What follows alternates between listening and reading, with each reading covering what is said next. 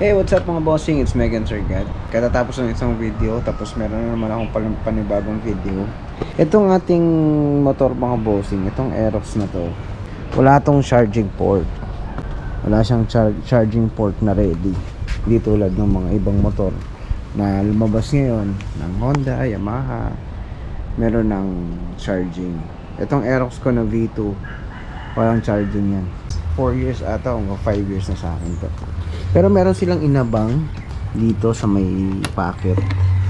Alam kung nakikita nyo. Ito. Ayan. Pwede ka maglagay dyan ng, alam mo yung sa sakyan. Ayan, sa mga sigarilyo. Ayan. Pwede maglagay. Ayan. Ngayon, susubukan natin kung gumagana. Kukunin natin yung ganito dito sa sasakyan ko. Ito yung kailangan natin. Never ko pa nasubukan to mga bossing na ilagay sa motor para ma-check ko kung gumagana ba siya, no? Siyempre papasok natin yung dito, boss. Ayan. Suksok natin. Okay, nakasuksok na. Hopefully tama yung ginawa ko. Paanda rin natin yung motor, tapos try nating isuksok yung ating, i-plug in yung ating cellphone. Ayan, nakakar na. Diba? Tapos, yung cellphone natin. Try natin isuksok. Kung gumagana ba siya.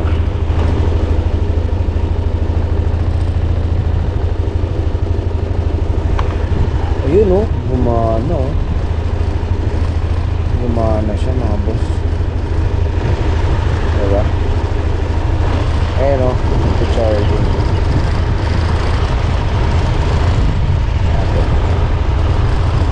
Charging siya.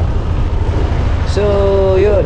Hindi fake news o hindi kalokohan lang yung nilagay ng Yamaha dito sa itong charging port na dyan. Pero hindi siya charging ready kasi kailangan mo pa nung device, no, para magamit mo yung nakaabang na charging port doon. Pero good to know is gumagana siya. So yun lang, confirmation lang yun ng video na to kung totoo ba na gumagana yung charging port dun sa Aerox natin, and I confirmed it na gumagana. So yun lang mga bossing, until next time hanggang sa susunod na vlog. Again, this is Sergat. Kaya po tayong lahat, keep safe, ride safe, and God bless us all. Peace yo.